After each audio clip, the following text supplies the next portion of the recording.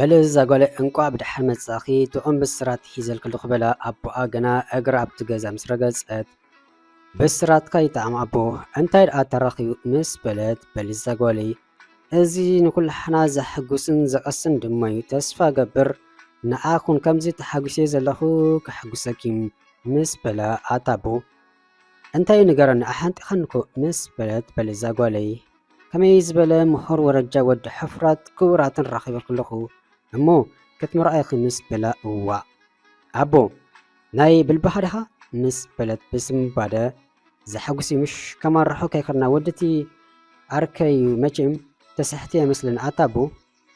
እንታይ ኸትብል ዘለኽ እቲ ራብኣይ ኣንጎሎ ካብ ገዛና ዘሎ ኣርክኻ ምስ በለት እወዛ ጓለይ ምእንቲ ርእሱ ወዱ ናይ መርኣ መደብ ጸኒሕውን ኣርከይ ነዚ ሓሳብ ምስ ኣካፈልኩም ክሳማዕ ግዜ ኣይወሰደን ፍቓድ ወዱ ሓቲቱ ድማ ወዱን ስለዝተሰማምዐን ጥዑም ብስራት ሒዘልኪ መፅእ ዘለኹ ምስ በላ ኣታቦ ንዓይ ደኣ መርድእ እንዲ እንዳበለት ብውሽጣ እሞ ኣቦ መሳይ ከይተማኸርካ ድሓ ውድእ ውድእ ተብሉ ኣነ ንዘይፍቅሮ ሰብ ክምርኦ ድሌት ኣይኮነን ዝገበርካ ግበር ዝበልካ በል ድማ ዘፍቅሮለኒ ምሽ ኢለካ ምስኡ ክነብር ዝደሊ ምስ በለት ኣነ ዶ ኣትንታይኺ ነዚ ሓጎስና በዚ ጓሓፍ ወዲፋሕ ተብልና ካብ ምዚ ክትከዲ ዝርኤክ ሞቴ ይመርፅ ከመይ ዝበለ ወዲ ተረኺቡ ምዚ እዋላ ጀልፋፍ ኣቲ ማዕረክ እንድኡ ድዩ ልብኺ ኣውድዩ ዘሎ ክንደይ ተዕሽኸ ብዓለኸ መጻእኺ ብገዛእ ፍቓድኪ ክተጸልምቲ ኣታቦ ዘይልወጥ ሰብ ምሸለን ክልወጥ እዩ ጠባይ ይኩን ኣካይዶ ከመሓሹ በጃኻ ትረድኣኒ ምስ በለት ኣትጓል ዝርድኣክ ነገር የብልን ምስ ኣርከይ ቃል ተኣታቲና ወዲእና ኢና በዚ ጓሌ ከሲር በትኻ እና ኣርከይ ከተክስር እንደልኺ መቼም ናይ ዘበናት ዕርክነት ከም ዘለና ትፈልጥ እንደኺ ኣነ ኸኣ ኣጻፊ ቃል ኣይኮንኩን ቃል ክቡር እዩ ኣብ ቃላይና ድማ ክንጸንዕ ዝግባኣና ጥራይ ነብስኻ ኣዳልዮ ሕጂ ዘረባ ኣይልን ምስ በለም ጸርጸር እንዳበለት ናብ ክፍላ ኣበለት ገና ሓጎሳ ከይተዓመት ከላ ኣብ ገዝኣ መርድእ ምጽኑሕ ብጣዕሚ ሓረቀ ጥራሕ ዘይኮነሲ ተናኽኒኻ በኸየት ዕድለይ ክንደይ ኸፊዩ እንዳበለቱን ኣምሪራ ኣስቆርቆረት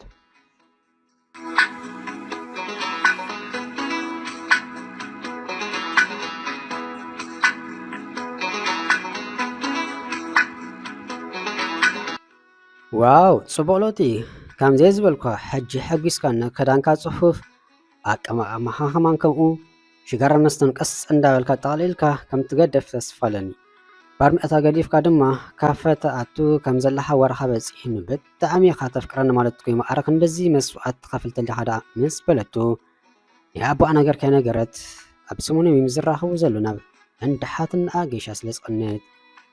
ዘረባኺ ኣብ ኣእምሮይ ኣትዩ ረቢሽኒ ገለ ኣንዚን ነይሩ በጃኺ ምእንታ ኸዘይኮነስ ምእንቲ ነብሰይ ዝቃለ ዘለኹ ከምቲ ዝበልክዮ ኣብዚ ዓለም ገለ ከበርክታለኒ ኣብ ቅድመይ ገለ ዕላማ ሰርኤ ንኡ ንምርካብ ክቃለስ ኣለኒ ንነብሰይ ኩርዓት ኮይኑ ንስድራይ ከባቢኡን ኩርዓት ክኾን ኣለኒ ንእስነት ይኣክል ብዓብዪ ድማ ንኣኺ ክኸስረኪ ኣይደልን ብጣዕሚ ዘፍቅረኪ ስለቲ ኣብ ልዕለይ እምነት ኣሕድድኪ ዝቐረብክኒ ድማ ብልቤ ዘመስግነኪ ምስ በላም ንብኣት ስለ ዝሰኣራ ኣብ ቅድሚኡ ጫጭ በለት ጫጭ መበሊኣ ለውጡ ጥራሕ ዘይኮነስ ዝምርኣኪ ኣማፂል ከለኹ ዝብል ዘረባ ኣቦኣን እዩ እንታይ ደኣ ኣይዳሕና እንዲና ምስ በላ ዳሕና ዝዛይለ ናፊቓካ ስለ ዝነበርኩ ጥራይ እንዳበለት መእውርቱ ሰኣመቶ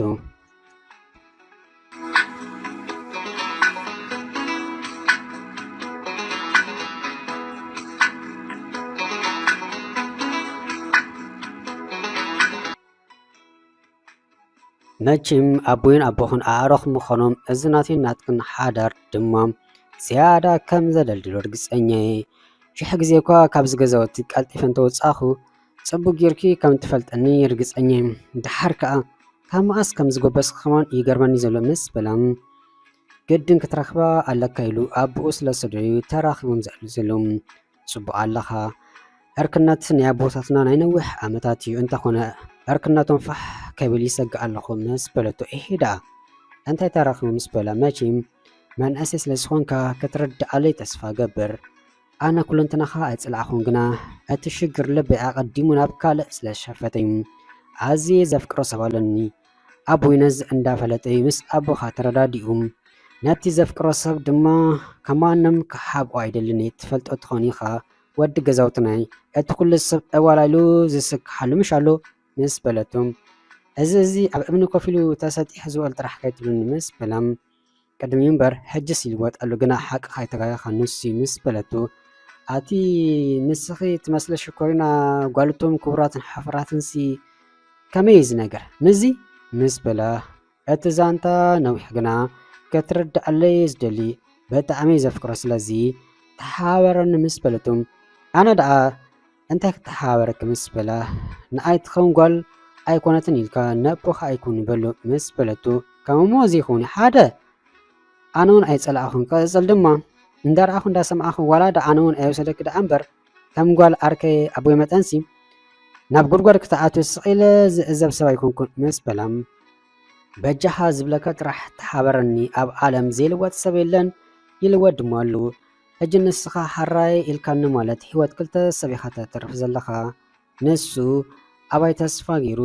ምእንታይ ክብል ሂወቱ ኣብ መሓሹ ዝርከብ ዘሎ ምስ በለቱም ፈፂመ ከምዘይ ተፀበኹ መቼም እንታይ ደኣ ክገብር ዝሓበኒ ምቕባል እምበር ልብኺ ምስ ካልእ ከሎ ብሓይሊ ጎቲተ ክምርኣኩን ፍቃደኛ ይኹንኩን እንተኾነ ነቦኹ ኮነ ንኣኺ ሓዚነልኩም ኣቲና እዚ ደኣ ክንደይ ግዜ ዲና ሚኢድናዮ ረብና ዲና ቀደም ገዲፍና እምበር እንደይ ሓይለ ፍቅሪ እንተለወጦ እምበር በሊ የሳልጠልኪ ብኣይ ወገን ቀሰኒ ከም ገለ ኢልኪ ምስቲ በኣሲ ሓዳር እንተዘይገይረ ግና ናባይ መፂ ሃላ ጓል ኣርክቦይ በሊ ስተይ በላናቲ ቢራ ኣልዒሉ እንዳሰተይም ነሳውን በቲ ሓጓስ ነታ ካብ መትሓዚ ጥርሙዝ ናብ ቢኬሪ ዝቀድሐታ ኮካ ኣልዒላ እንዳሰተይት ክምስምስ በለት